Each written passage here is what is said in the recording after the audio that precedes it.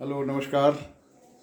आज पुनः मैं श्रेयांश कुमार जैन आपके मध्य में हाजिर हुआ हूँ कुछ विचार लेकर, चिंतन के विचार लेकर, मनन करने के लिए। तो इस चैनल को आप लाइक करिए, शेयर करिए और यदि हो सके तो सब्सक्राइब करिए, क्योंकि जो मेरी आने वाली वीडियोज़ हैं वो आपके पास पहुंच जाएंगी।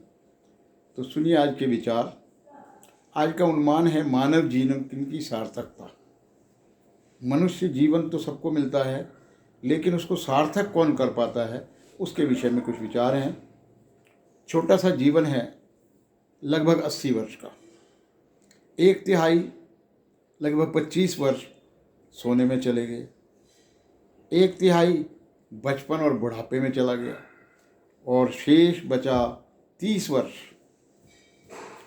और ये 30 वर्ष कभी योग में, कभी वियोग में, कभी पढ़ाई में, कभी परीक्षा में, कभी नौकरी व्यापार में और अन्य चिंताएं इसमें घेरे रहती है हमको। अब बचा कितना?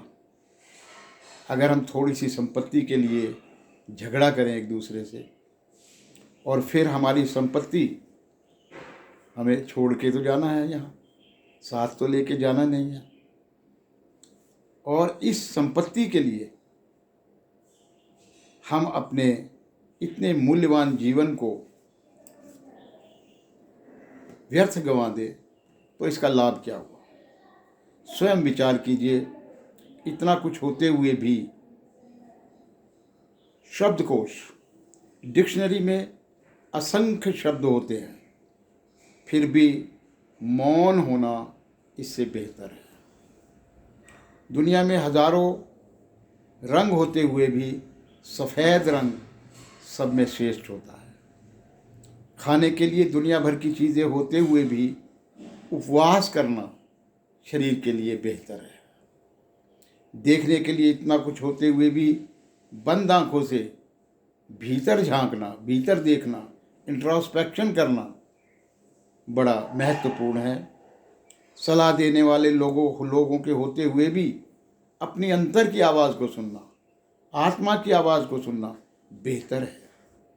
दुनिया में हजारों प्रलोभन होते हुए भी सिद्धांतों पर जीवन चलाना बेहतर है। इंसान के अंदर जो समा जाए वह स्वाभिमान, और जो इंसान के बाहर झलक जाए वह अभिमान। जब भी बड़ों के साथ बैठे हम परमेश्वर का धन्यवाद करें, क्योंकि कुछ लोग इन लम्हों को तरसते हैं। जब भी आप काम पर जाएं प्रभु का धन्यवाद करें, क्योंकि बहुत से लोग बेरोज़गार हैं। परमेश्वर का धन्यवाद करें जब तुम तंदुरुस्त हो, क्योंकि बीमार किसी भी कीमत पर सेहत खरीदने की ख्वाहिश रखते हैं। परमेश्वर का धन्यवाद करें कि हम जिंदा हैं, क्योंकि मरते हुए लोगों से पूछें कि ज़िंदगी की क्या कीमत है। तो आज इतना ही। आपका बहुत बहुत धन्यवाद। Thank you.